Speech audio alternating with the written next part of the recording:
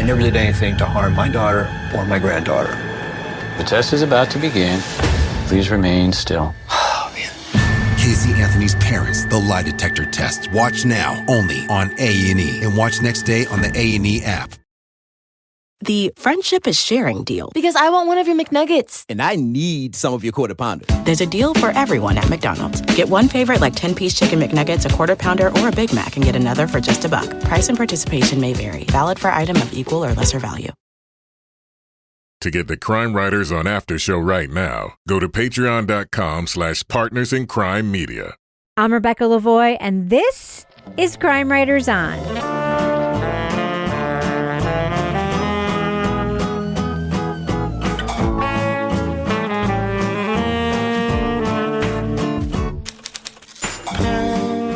Crime Writers On is the original true crime review podcast that digs into true crime, pop culture, other podcasts.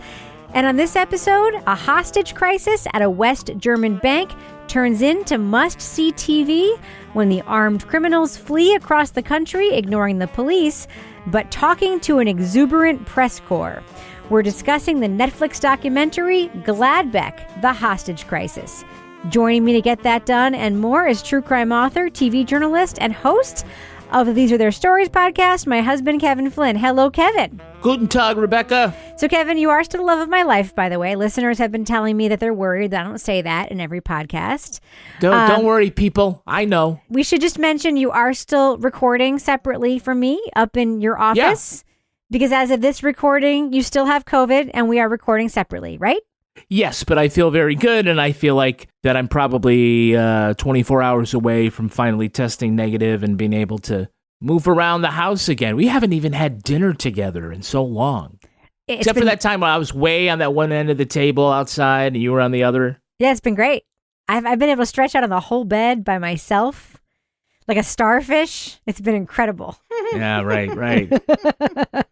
Also with us is private investigator, certified pet detective, resident cat lady, and author of Dead on Deadline, Lara Bricker. Hello, Lara Bricker. Hello, Rebecca Lavoie. And finally, our resident doubting Thomas, author of the City Trilogy of novels, host of Strange Arrivals, and our Patreon Deep Dive Book Club podcast host, Toby Ball. Hello, Toby.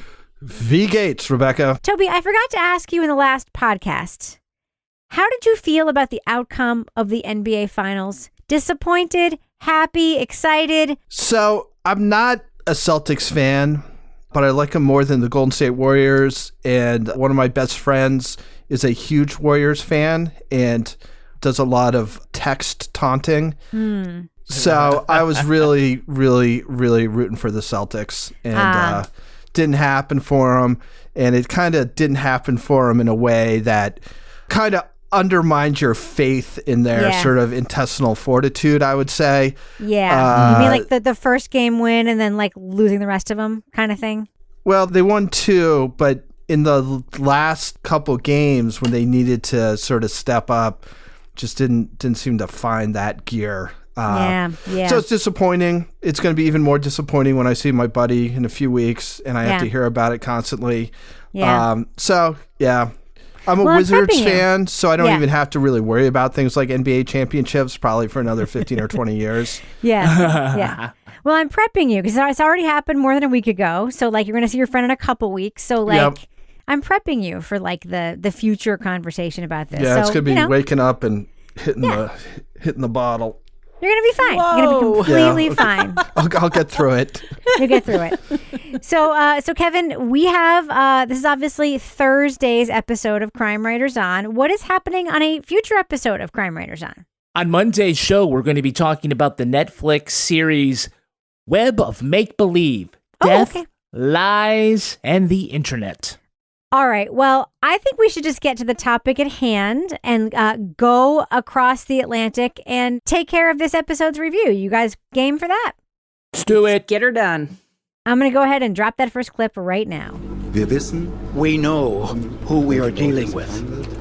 I implore you, until the hostages have been released or the hostage takers have been apprehended, do not report on these events. After a 24-hour standoff at a bank robbery, 2 armed men and their hostages flee through West Germany.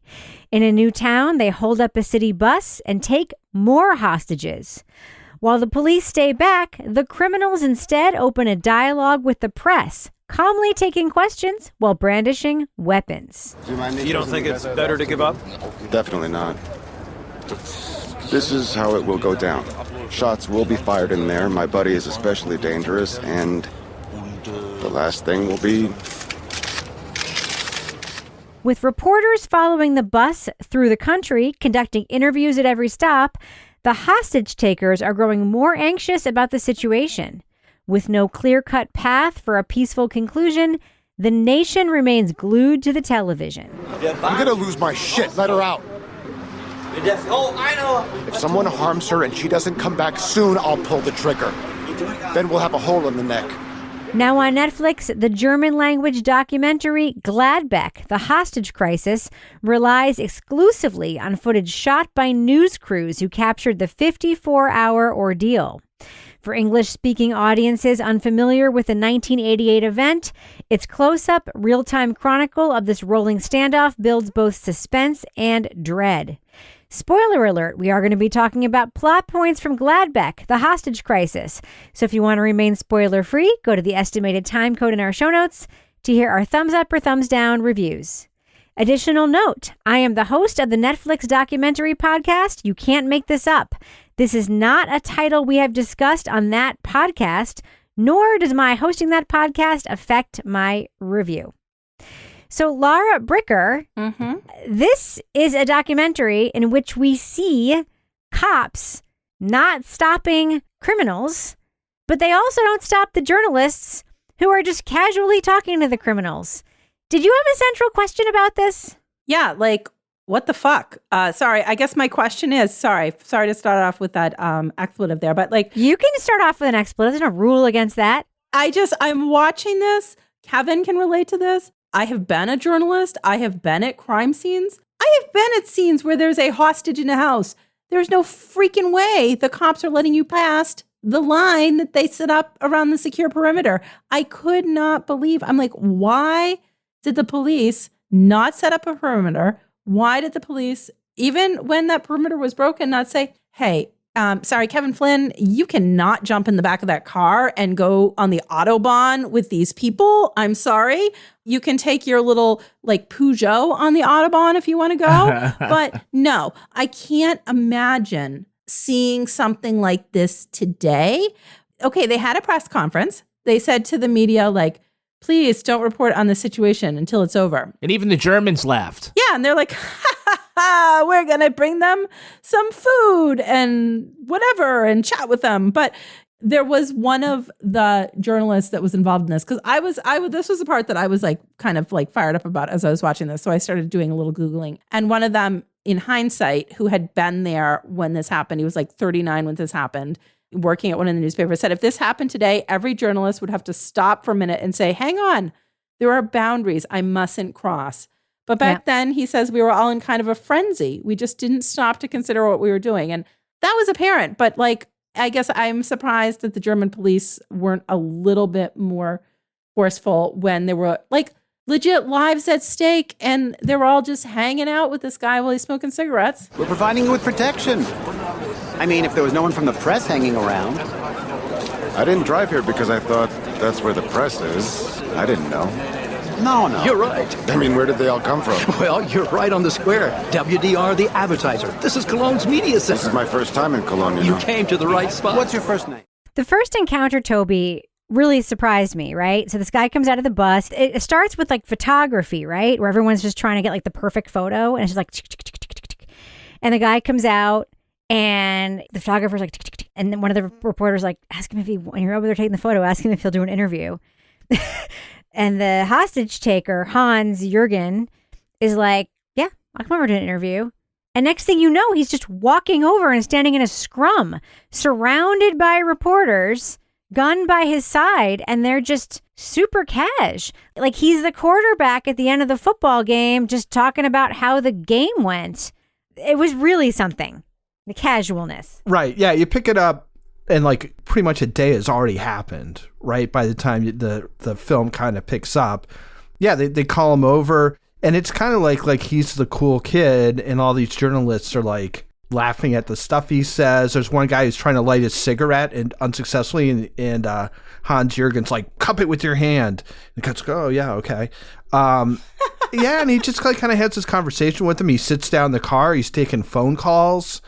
Like he seems like kind of stressed out, I think, by the whole situation where he's holding hostages. But the idea that he's hanging out amongst these journalists, he's very, very casual, and they're very casual. I think they must have just assumed that this was going to be something that was resolved peacefully, and it's just kind of going through these motions that they have to go through before these guys surrender. Because if they thought they were actually going to potentially kill those hostages, what they're doing is absolutely insane, which is, basically treating him, like you said, like he's a quarterback, like he's the cool guy, like, tell us more. What do you and he seems to like eat it up, I mean, he's not like smiling and laughing and stuff, but I think he's enjoying the power dynamic that he has there, which is, it's not too dissimilar from what he had with the hostages, where the hostages have to do what he says because they've got guns on them. And these journalists are just doing it just because that's what they're doing. Yeah, I think, from an operational point of view, where things really broke down was after the first 24 hours, when they're in the bank, they ask for a getaway car, and they give them the getaway car, and then they drive off. But they're not going to drive off into the wilderness, never to be seen again. So now there's this really uncontrolled, slow-speed chase where the police don't really know what to do. And when they get to this town where, they commandeer the city bus, I guess the police's attitude was like, for safety, we need to pull back. But for some reason, the press, they weren't there like hoping to get interviews with the bank robbers. It literally just came to them. And so what was amazing was the comfort with which not only one of the two hostage takers could just walk away from the bus and not fear getting arrested or hit by a sniper or something like that, but also that the reporters felt with, in talking to a dangerous man holding a gun. They walked onto the bus, Kevin. They went onto the bus. Come on, take pictures on the bus. Yeah. That is a level of comfort that is, you're not going to see that again. But it also sets up that when they get to the rest stop later on in that evening, that it's going to be okay for them to get off the bus and go pee. I mean, what's going to happen? They do try to arrest, the third person who joins them, the girlfriend, and then that's a huge mistake because they've already sort of set the precedent that you can just sort of come and go, in part because they're really going nowhere. They're driving around Germany and I don't know where they go, Amsterdam, wherever the hell else they went, the Netherlands. They left the country. They came back to the country. They went to Cologne. Like, they just really weren't going anywhere. But I have a question for you. How much as an audience, how much does this film benefit from the fact that we don't know anything about this story? Like, how much do we benefit from that? Yeah, so to pivot from the actual story to this documentary, I will say this is unlike anything I've seen in a long, long time. Maybe the closest thing was American Murder, which was shot mostly with police body cam. But you can look that up on Wikipedia or a million news stories. Yeah. Sure. And maybe in 10 years, no one's going to remember the details of this story, be like, aha. But what's great about this is that it is just the raw footage from the TikTok of this crisis, but also we aren't given any other narration, no other signposting. It's just, we don't know what is going to happen either. And so that builds a lot of suspense and a lot of dread. I never did anything to harm my daughter or my granddaughter. The test is about to begin. Please remain still. Oh, man. Casey Anthony's Parents, the lie detector test. Watch now, only on A&E. And watch next day on the A&E app. The friendship is sharing deal. Because I want one of your McNuggets. And I need some of your Quarter Pounder. There's a deal for everyone at McDonald's. Get one favorite like 10-piece chicken McNuggets, a Quarter Pounder, or a Big Mac and get another for just $1. Price and participation may vary. Valid for item of equal or lesser value. Luxury is meant to be livable. Discover the new leather collection at Ashley with premium quality leather sofas, recliners, and more, all built to last. No matter how many spills, scuffs, or pet-related mishaps come its way, the leather collection at Ashley is made with the durability you need for the whole family. Shop the new leather collection at Ashley and find chairs starting at $499.99 and sofas at $599.99. Ashley, for the love of home. So, Kevin, I think it's time for you to do your business section. Achtung! It is the business section. Yes. Do you know, my grandmother used to say that to me all the time. Oh, really? When I wasn't moving. Well, yeah, my Pennsylvania Dutch grandfather, when I wasn't moving fast enough, she'd go, Achtung! Oh, yeah. Schnell. Yeah, you know what? My Pennsylvania Dutch stepdad used to say that too, and it was real scary. But Achtung just means attention. It doesn't mean step on it, right? Yes. I But think it was Schnell also means right? fast. Yeah, it means faster, yes. But it's like it's still scary. It's scary. Oh, gun. Yeah. In any event, if you join us now on Patreon, go to patreon.com/partners in crime media. You get all sorts of exclusive podcasts there, including our Crime Writers On After Show. By the way, people keep talking about last week's Crime Writers On After Show where we did a quiz. I asked the other crime writers about different shows that we have reviewed. Essentially, I tell them the name of it and ask them if they remember any goddamn thing about it. And spoiler alert, the answer is no. There was a lot of buzzes as opposed to a lot of dings in that one. Also, want to let you know, as we're going to be coming up in July, we're going to have a new summer schedule. We'll have Crime Writers On episodes every Monday, but just not on Thursdays for the summer. And so we're going to be doing a couple of different things on Patreon, including having a live Zoom cast where our folks on Patreon can watch us record the next episode of Crime Writers On live. Nice. So, Kevin... all the swearing, all the insults. Yes. All the flubs. Yeah, it's all great. All the passive aggression. So, Kevin, is there a newsletter that we have that you want people to sign up for? Yeah. Later today, the newest edition of the Crime Writers On newsletter will be out. And if you don't get it, well, you're missing out. There's great things on it, like you get to see photos of the cat of the week, our tweet of the week, new Crime Writers On merch, and all sorts of Crime Writers On behind the scenes things. All you have to do is go to our website, crimewriterson.com, right at the top of the page. Stick in your email address. We promise to sell them only to aluminum siding salesmen who will call you after 10 o'clock. By the way, so this week I heard from political scientist at UNH Dante Scala, who got news from our Crime Writers On newsletter, and a bunch of people at my job who apparently get the Crime Writers On newsletter. So our subscription base apparently goes well beyond what I thought of as our podcast audience. So way to go, Kevin, on our newsletter subscriber list. Way to go. Yeah, we've moved beyond the free level where we have enough people that now we have to pay. No, we don't. For these newsletters. Oh, no, subscribers don't have to pay. We have to pay for our... Yeah, we have to pay for our MailChimp. Like, we pay considerable amount of money. It's not Substack or something like that. We pay considerable amount of money to send out this newsletter. So subscribe to it, because just know we're paying for it, and you may as well get it for free, right? Or unsubscribe when you're done, so we're not still carrying the load. All right, so Kevin, before we wrap up this business section, do we have any Patreon patron saints of the week this week? Our Patreon patron saints are Brittany Moose and Rebecca Kelly. Bless you. Bless you. Thank you for supporting us on Patreon. And Kevin, does thus end the business section? Thus ends the business section. I'm going to fade that music out right now.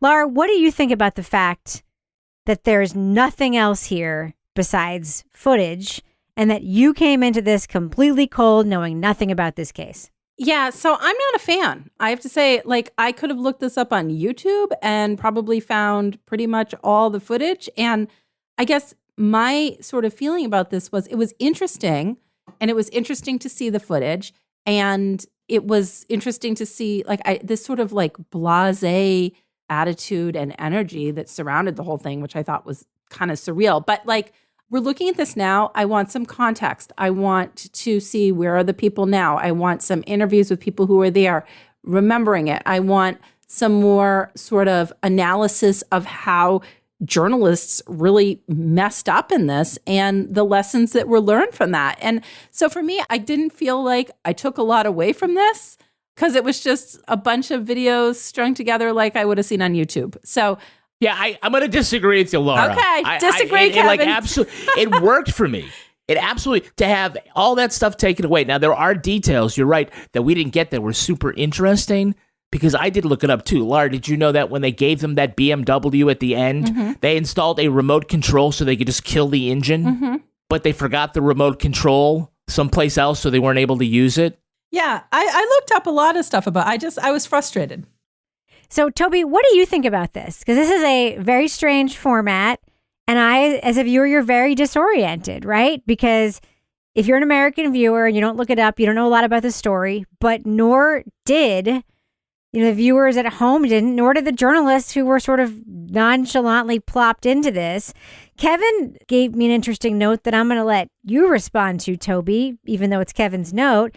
Kevin said as a viewer, he felt like he had Stockholm Syndrome because he felt like he was increasingly more at ease with these guys until he wasn't. Like, how were your feelings as sort of like you were watching this? Did you dread? Did you feel like nothing was going to happen until it did? Yeah, so I thought this worked really well. I agree with Kevin on that. I mean, I think the issues are so clear that I didn't feel like I needed anybody to talk to me about them. I guess I watched it mostly with dread. And one of the things is that they pick up, so there's a scene where the press people go on the bus while it's still parked in this town, and they're taking pictures. So you get a sense of who's on the bus. And there's like a family, I think it turns out they're Italian. It's like a boy who looks like a teenager and his younger sister and maybe his mother or father, I can't remember. There's a couple of older people. There's this attractive young woman who gets a lot of camera time. And then she's the one who they end up focusing on, the hostage takers focus on. Like, she's the one who has a gun under her chin, like the whole rest of the way. Once they sort of pare it down, they take a couple of hostages and leave. And so that was what made me sort of have the sense of dread, was watching her and her transformation from when they first interview her and they ask her if she's nervous. She's like, not really. I don't think they're really going to do anything to me. How do you feel with a gun to your throat? Pretty good considering. It's all kind of surreal to me. So young. Too young. Do you think he would pull the trigger? No.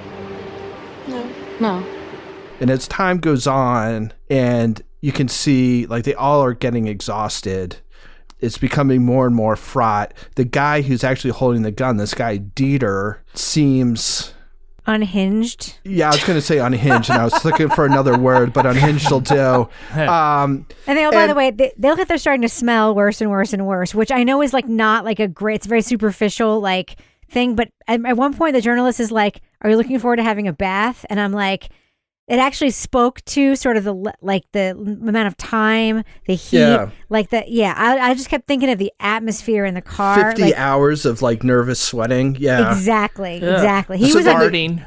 Dieter was unhinged. Yes, they interview her again, and they ask her if she's nervous, and she's like, "Yeah, like I'm very nervous." And you find out at the end that they killed her. Mm-hmm. So it was rough. And then at the end, I was like, was that, like, does that even seem fair to have this thing where you're so focused on her, where the filmmakers know that she's going to die at the end? Because she's really the only hostage face that you get to know. Like, the other ones you see kind of quick flashes of, and there's a second hostage, but the camera never really finds her, or if they did find her, they don't include it in this. So really, she's like the proxy for all the hostages. And she dies at the end. So that was, I mean, it's tough. Like, the impact of it, I felt was somewhat even stronger because you don't hear anything else about her. Like, you don't have any idea. At the end, you find out that she was 18 or something. Yep. But you don't know anything about her life. You just know her as this face of this young woman who gets increasingly sort of scared and despairing. And then you find out that it was with good reason. Yeah. The thing that struck me, Kevin, was how later into the hostage crisis, the press, they seemed to start enjoying their role in the story. Remember when that one reporter was like, he said I needed a car, so I offered to like give him my car. Right.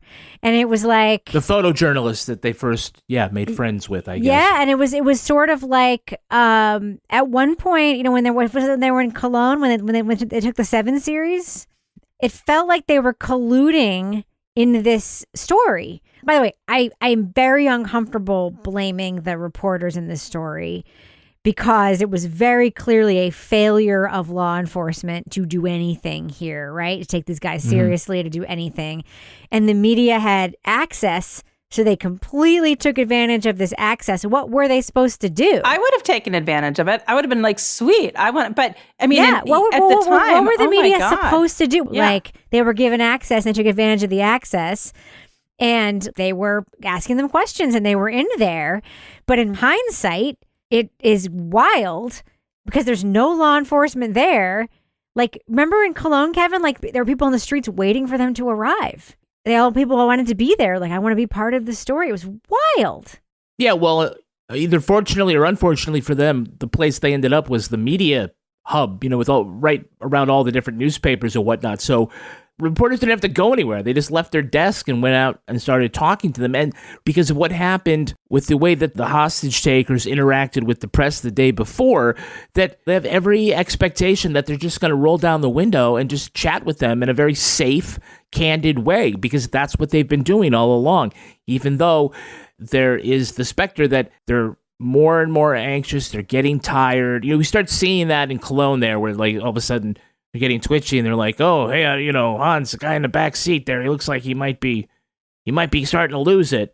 And I think it is because, the police thought if we get close, they're going to react poorly to police. So we're going to back away. And then that just sort of left the space for the press, whom, were actively courted to come in and tell their side of the story. Laura, didn't it strike you, though, that even after they shot one of the hostages, there were still media talking to, especially the girlfriend. Like, she was like, that was unfortunate. Yeah. There was still, it was still a conversation. We see what happens later, and it's very, very unfortunate that it's hard to know what actually happened later, right? At the end of the film, because it's the only thing that's not documented. And my very cynical, 2022 American brain is like, do we know for sure that young woman was killed by the hostage takers? Do we actually know that for sure? Given like the chaos of what we see there on the road later, we don't know for sure. Like, there might have been a shootout. We don't know. Yeah. But the fact that they had already killed somebody and that there's still this press access to these hostage takers. Yeah. What do you think about that? I don't even know what to think about that, because again, I think, like you were saying, it's like it's hard to blame the journalists. And in hindsight, a lot of the journalists, like I said, I was reading some interviews where they're like, hey, now we wouldn't have done that. At the time, like, if I was a young journalist and I had access to a story and I was like, oh my God, there's a fucking bank robber, I'm going to go talk to him right there. Like, he's right in front of me. Like, I would go. Going back to what we were talking about with I didn't like that there was no commentary, there was no analysis, but I'm going to say, despite the fact that there was not that in this documentary, I feel like there were clips in this that really conveyed the horror of this entire situation. No words necessary. We see at one point, one of the guys come out holding a gun to a little girl's head. We see the 18-year-old woman and a gun is held to her throat. We see a wounded hostage being taken away after they've been shot. We see the head hostage taker coming out just like chill, smoking his gun. But at one point, holding his gun, he's always kind of holding the gun around. And at one point, like, I think somebody was like, well, might it look better if you like held the gun like this? And I'm like, oh my God. But as I'm talking about this, the fact that they didn't do anything and the police didn't intervene after that situation you were mentioning, I think it's because this whole situation was so fucked up at this point. I mean, you've got the guy getting in the back of the car. You've got all the journalists chasing these people down the road. Like, it's surreal. And it's like the German O.J. Simpson, only it's not. Like, they need their like white Bronco that they're like chasing down the Autobahn, except it's obviously much more deadly than O.J. Simpson driving down the highway. But it was, in terms of it just being a spectacle, everybody was watching it unfold live on TV. Yeah. Kevin, can you blame the reporters? I don't think they were working together for the same outlet. They were just doing what one reporter asked a question, another reporter asked a question. No, I was not blaming you can't blame the reporters. They're on that sidewalk thinking, we're getting video, we're getting photos because the situation is over there. We're lucky we're this close. They're thinking the great stuff they're getting is visuals, the fact that one of the hostage takers felt comfortable enough to come off the bus and walk over and just answer any question was surreal, right? Yeah. You won't ever see that again, but it speaks to a lot of different things, including his comfort with the situation where he felt like, I could be out here, nothing bad is good. The police are not going to make a move on me. Right. And that's why I have the time to talk to these reporters. Also, you kind of have to wonder, how hard-hitting are the questions going to be when you're asking an armed man? Yeah, I mean, someone brings up the kid that he shot in the head the night before, but nobody's like really doing the Mike Wallace routine to the guy about, don't you feel guilty? Like, you're not going to do that while he's still got a fucking gun, man. Toby, right away, I mean, this is the one thing that I will say before we give our review. The very first thing we find out when they first talk to Hans Jürgen is they ask him about his past.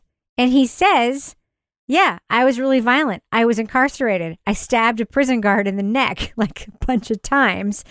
They know immediately that he's a super violent guy. And I'm thinking at that point, like, it's very easy to say police overreact.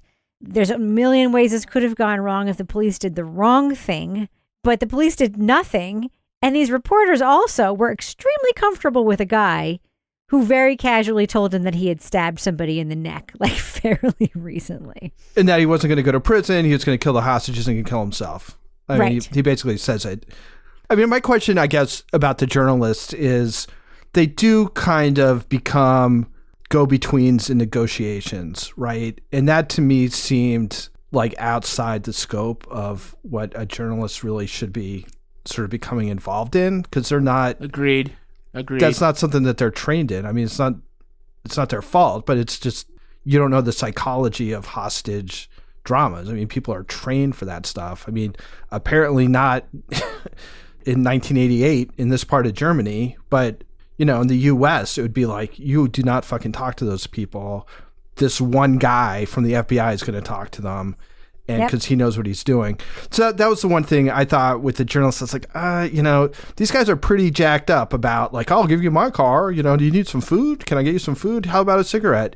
It's like, look, you know, I'm not sure that that's really where you want to be going with this. Let's say they're hanging out with the cool kids, like exactly like you said. And what was your original question? I kind of like went off on a tangent. I think that was it. Okay. Good enough. That's what I wanted to talk about anyway. I never did anything to harm my daughter or my granddaughter. The test is about to begin. Please remain still. Casey Anthony's Parents, the lie detector test. Watch now, only on A&E. And watch next day on the A&E app. The friendship is sharing deal. Because I want one of your McNuggets. And I need some of your Quarter Pounder. There's a deal for everyone at McDonald's. Get one favorite like 10-piece chicken McNuggets, a Quarter Pounder, or a Big Mac, and get another for just $1. Price and participation may vary. Valid for item of equal or lesser value. Luxury is meant to be livable. Discover the new leather collection at Ashley with premium quality leather sofas, recliners, and more, all built to last. No matter how many spills, scuffs, or pet-related mishaps come its way, the leather collection at Ashley is made with the durability you need for the whole family. Shop the new leather collection at Ashley and find chairs starting at $499.99 and sofas at $599.99. Ashley, for the love of home. All right, well, let's do what we do. Let's let our listeners know, should they check out Gladbeck, The Hostage Crisis. It's a German language documentary on Netflix. Laura Bricker, what do you think? Thumbs up or thumbs down for this foreign language documentary on Netflix? You know what? I think this is a really interesting case. I did not like this documentary. I didn't like the way that it was told. I felt like, I mean, it was interesting. They tried to step out of the box and, hey, we're going to just string all of the news footage together and you're going to draw your own conclusions. But I guess where I was coming from watching this, I would have preferred, given the time that has passed, to have some commentary, to have some of the people that were there, to have a little bit of analysis of how the media changed their approach after this. And I just kept zoning out during this. And I shouldn't have been zoning out because there was a lot of really horrific scenes in this, but I was not a fan. I think if you want to learn about it, read the BBC article that I read when I was studying up for this podcast taping. Toby Ball. Yeah, it pains me to have to disagree. I thought this is very interesting. I kind of feel like Why does it pain you? Just because you like Laura? Yeah, I like to, find areas of agreement, even if we Go disagree along, in the get along. larger way. In this case, I think I just disagree with her general take, which is fine. Yeah, I mean, I kind of just felt like, part of what's interesting about it is how different things would be done now. And I thought that was just so striking and so clear that I didn't feel like it was necessary for somebody to point that out to me, what had changed and what was kind of messed up. I mean, it's very apparent. Yeah, it's very tense. The whole thing is very tense. And even in times when it doesn't seem like it's tense, like it seems like a relaxed atmosphere, it's still kind of tense because it's so strange the way certain things are playing out, that at least to me, it kind of gave me this feeling like this is just not, despite the fact that this moment doesn't seem particularly fraught, this is not the way it should be going, and I don't think it's going to pan out very well as we go on. So I just felt it was very tense. It was interesting. I mean, the story, despite not having any kind of narration or anything other than just these clips, it's very, very easy to follow what's going on. There's no real question about who's who, what's happened, sequencing and stuff like that. It's really well edited that way. So yeah, I give it a thumbs up. I thought it was interesting. I thought it was good. I wouldn't want every documentary to be like this, but I thought that they found a good happening to use this technique to shed light on. So Kevin, how about you? Gladbeck, the hostage crisis, thumbs up or thumbs down? I am a big thumbs up. I really enjoyed this because of its stripped down sensibility, but also because it was super intimate and the history as it happens, nature of it. It was very, very tense. And that was because you realize you're in an unstable situation where there is danger lurking just beneath the surface, and it's going to come, but you don't know how, even though you probably know if it's a 54-hour standoff, then it's going to happen in the 54th hour. But what happens along the way is just mesmerizing. I was mesmerized by this documentary, and it's one of the few things that I want to go back and watch a second time right away. Yeah, I'm a thumbs up. I didn't like it as much as you, Kevin. I don't like suspense as much as you do. Let me put it that way. That I know. And I found myself, I guess this is why I'm giving it a thumbs up. I was very discomfited by this. It had me very on edge, and I felt like I also had Stockholm Syndrome at the hands of these perpetrators, which I guess is what made it good. So yeah, I'm giving it a thumbs up. I wasn't quite as enthralled as you were, but it was good, and it was incredibly creatively put together and real weird. And I would say, if you're up for watching something very different in a foreign language, if you watch it with the dubbing, as we did, just know that the dubbing is very, very bad. It's awful. And yet Kevin enjoyed it anyway. So yeah, thumbs up for me for Gladbeck. Huge thumbs up from Kevin. Thumbs up for me. And I guess between us, that's like a pretty strong thumbs up, right? That's where we are with it. All right, that's going to do it for us. But before we go, Laura Bricker, do we have a cat of the week this week? You guys, this might be one of my favorite entries ever. It was complete with a video. So it comes from Michael Vincent Philly. My cat of the week are the wild boars in my apartment building in Rome. Oh my God. Hi, I'm Michael in Italy, and I have been listening to CWO from the first episode. I live in Rome, very close to 2 national parks, and since the pandemic, the wild boars seem to have multiplied and become bolder and bolder. And there is a video of like a wild pack of boars like running through the courtyard in his apartment building. So, Michael, I hope you're okay, because during my 80s miniseries rewatching binge during the period of my COVID and when I was watching the Thornbirds, the wild boars killed Maggie's brother. So be careful, Michael. Oh be my careful. God, I forgot about that. Yes, Stewie. He lived the first time. He died the second time. God. So wild boars can be deadly, Michael. Please, I hope you are going to listen to Crime Writers On.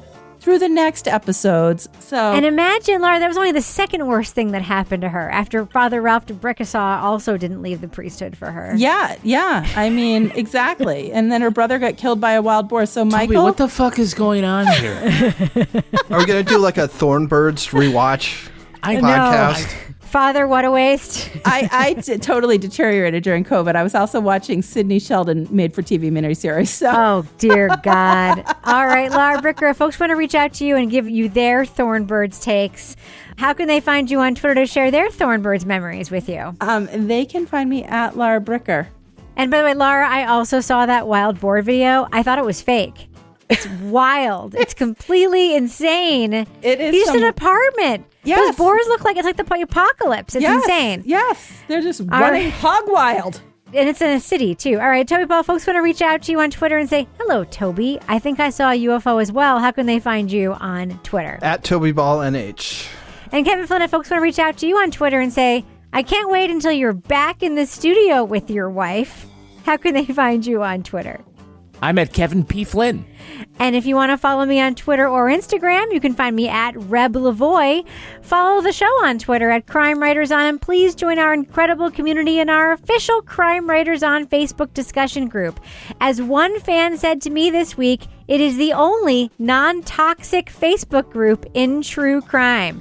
Support the show at patreon.com/partnersincrimemedia. You'll get the Crime Writers On After Show, Married with Podcast, Laura Bricker's Leave It to Bricker podcast, and Toby Ball's Deep Dive Book Club podcasts. Our theme song was composed and performed by Ty Gibbons. Our line editor is the handsome and astute Olivia Burdett. The executive producer of this program is Kevin Flynn. This show was recorded in the Yoga Loft above the Bodega in Bay St. Louis, Mississippi studio, otherwise known as Studio C, The Closet, in our New Hampshire basement, where we also spend hours making sleep-deprived decisions while drunk on German beer. On behalf of all the crime writers, thanks so much for listening. We will catch you later. Rebecca, what if no one can hear that now? They're not going to hear the dog. Okay. So don't reference the dog. Okay, but you know what? When you were talking before, he was barking his fucking head off, and I could hear it through my headphones. So different here. It's going to be different here. Please, just trust me on this, okay? Oh, look, we're still fighting. Not my first rodeo. We're still fighting. Oh my God, Toby. It's still happening. We had this discussion. Okay. I know it because it's been recorded. You do not need to worry about it. Okay, Dad. It's cool. You good? You good? Yeah. All right, good. Okay, babe. You good, babe? Okay, you're good. All right, let's just wrap that up. So maybe you should just edited that in my review, Olivia, and cut out the rest of that bananasness.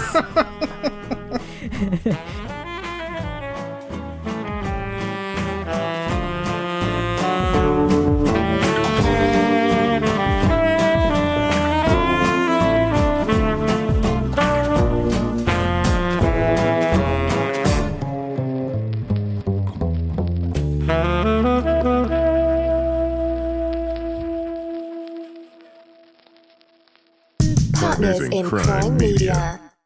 The friendship is sharing deal. Because I want one of your McNuggets. And I need some of your Quarter Pounder. There's a deal for everyone at McDonald's. Get one favorite like 10-piece chicken McNuggets, a Quarter Pounder, or a Big Mac, and get another for just $1. Price and participation may vary. Valid for item of equal or lesser value.